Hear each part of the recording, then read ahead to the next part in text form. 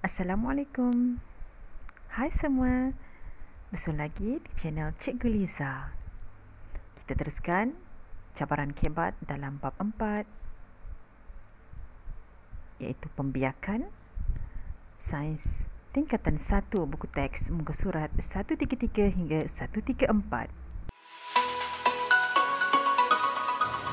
Assalamualaikum. Hai, selamat datang ke channel Cikgu Liza. Soalan 1D. Apabila fetus sudah cukup sifatnya, bayi akan dilahirkan. Terangkan proses kelahiran seorang bayi. Pelajar perlu terangkan proses kelahiran seorang bayi. Apa yang perlu ditulis dalam jawapan? Pelajar boleh tulis badan fetus berputar sehingga kepalanya menuju ke arah cervix. Ini yang normal. Pengembangan cervix berlaku supaya kepala bayi dapat melalui faraj. Itulah cervix mengembang. Seterusnya, dinding berotot uterus mengecut dengan kuat menyebabkan amnion pecah dan bendali amnion mengalir keluar. Dan yang terakhir, pengecutan kuat uterus menolak bayi keluar dari tubuh ibu. Boleh ya? Badan fetus berputar, pengembangan cervix, dinding berotot uterus mengecut, pengecutan kuat uterus menolak bayi keluar daripada tubuh ibu. Soalan kedua. Raja 2 menunjukkan perubahan ketebalan dinding uterus semasa kitar haid seorang perempuan. Soalan A. Berdasarkan Rajah 2, ramalkan bilakah fasa haid berlaku. Apabila fasa haid berlaku, dinding uterus akan terluluh, iaitu menjadi nipis, kerana dinding uterus keluar bersama darah haid dan juga ovum yang telah mati. Maka pada ketika ini, iaitu pada hari pertama hingga hari kelima, itulah fasa haid. Soalan kedua, bilakah pengovulan berlaku kepada perempuan tersebut? Okey, satu kitar haid ada 28 hari. Pengovulan berlaku di tengah-tengahnya, iaitu pada hari ke-14. Tetapi fasa subur 3 hari sebelum, 3 hari selepas. Soalan tanya bilakah pengovulan berlaku? Maka pelajar boleh jawab pada hari ke-14.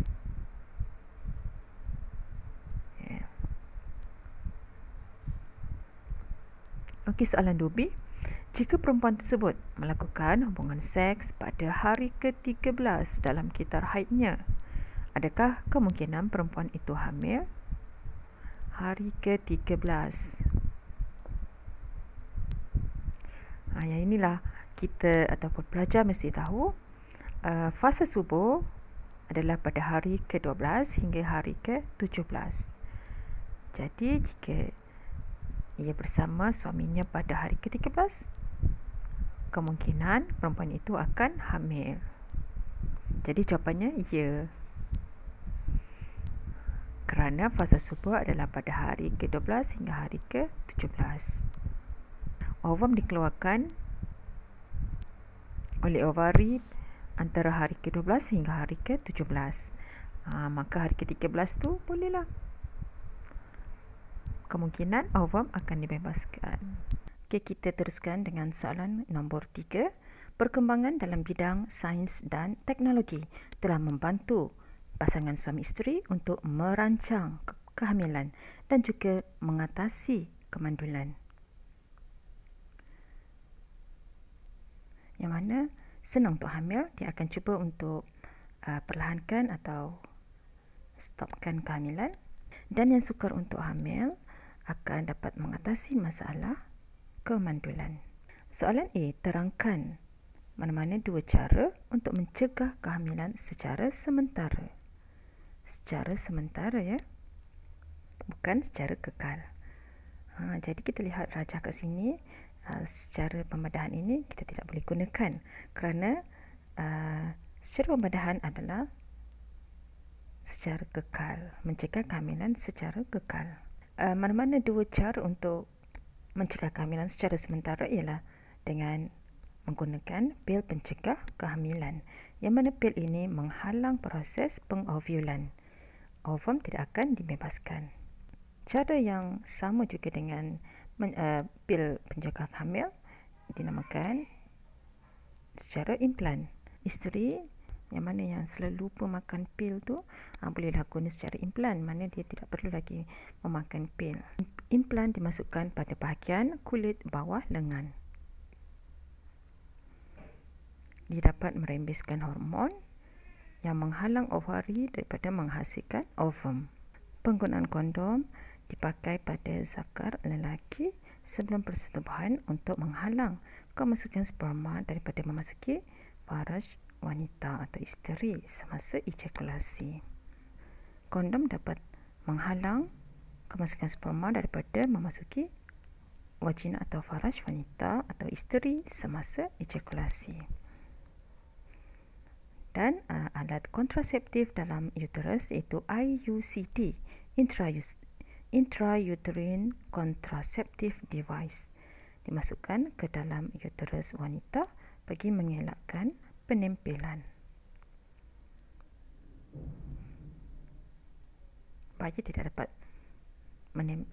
embrio yang tersenyawa tidak dapat menempel kerana adanya alat IUCD ini. Okey, seterusnya soalan 3B. Penjualan kondom secara terbuka dikatakan menyumbang kepada masalah sosial dalam masyarakat. Adakah anda bersetuju dengan pernyataan ini? Berikan pendapat anda.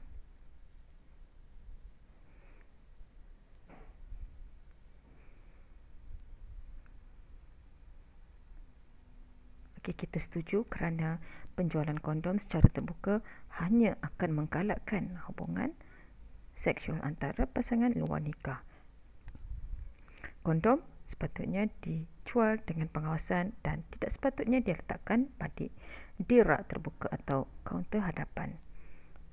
Had umur individu yang membeli kondom juga perlu ditetapkan kepada mereka yang sudah mencapai usia 20 tahun ke atas dan yang sudah berkahwin. Okey, kita setuju kerana dia boleh menggalakkan hubungan seksual antara pasangan luar nikah. Penjualannya perlu dikawal dengan ketat, dengan rapi. Okey, kondom perlu dijual dengan pengawasan. Kemudian had umur individu yang membeli perlu ditetapkan kepada yang berusia 20 ke atas dan juga sudah bernikah atau berkahwin. Kita sambung soalan nombor 4. Suatu eksperimen telah dijalankan oleh sekumpulan penyelidik untuk mengetahui kesan nikotin terhadap penghasilan sperma.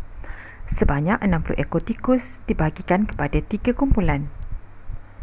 Kumpulan pertama tidak diberikan nikotin. Kumpulan kedua diberikan nikotin dengan dos yang rendah setiap hari. Dan kumpulan ketiga diberikan nikotin dengan dos yang tinggi setiap hari. Kajian dijalankan selama 30 hari. Kemudian bilangan sperma tidak normal yang dihasilkan oleh tikus-tikus tersebut dicatat. Dan hasil kajian adalah sebagaimana dalam jadual 1. Okey, kita dapat perhatikan peratus sperma yang tidak normal yang paling banyak adalah 33 apabila dos nikotin yang tinggi diberikan, dan bila peratus nikotin rendah diberikan, peratus sperma tidak normal juga rendah, iaitu 20. Dan untuk dos nikotin yang tidak diberikan, terdapat 7% sperma yang tidak normal. Okey, soalan A. Berdasarkan jadual lukis satu carta palang. Okay, pelajar dah biasa lukis carta palang dalam matematik kan, sama je. Dengan menggunakan data dalam jadual, para pelajar boleh lukis carta palang. Ini contoh carta palang yang dilukis. Ada paksi Y dan paksi X. Paksi Y kita letak peratus sperma yang tidak normal, dan paksi X kita letak dos nikotin. Dan pelajar bolehlah plot untuk yang tiada 7, untuk yang rendah 20 dan untuk yang tinggi 33. Pelajar boleh melukis 3 palang. Soalan B, apakah 2 pemboleh ubah yang perlu dimalarkan dalam eksperimen ini? Ya, pemboleh ubah yang perlu dimalarkan ialah umur dan juga spesies tikus. Dua-dua faktor ini, dua-dua pemboleh ubah ini perlu tetap dan tidak berubah. Itu umur dan spesies tikus. Okey, soalan nombor 4C. Apakah kesimpulan yang dapat dibuat oleh para penyelidik itu daripada eksperimen yang telah dijalankan? Peratus sperma yang tidak normal yang tertinggi dihasilkan oleh kumpulan tikus yang diberi dos nikotin yang tertinggi. Bila diberi dos nikotin yang tertinggi, maka peratus sperma yang tidak normal adalah tertinggi. Okey, soalan 4D. Cadangkan satu sebab para penyelidik tersebut tidak memberikan nikotin kepada tikus kumpulan pertama. Kenapa kumpulan pertama tidak diberikan nikotin? Ini mesti sebagai radas kawalan, kan? Okay, sebagai kawalan eksperimen. Okey, soalan 4E. Nyatakan satu kesan nikotin terhadap bayi yang dilahirkan oleh ibu yang merokok ketika hamil. Apakah penyelesaian yang baik untuk ibu yang ketagih nikotin? Kesan nikotin terhadap bayi.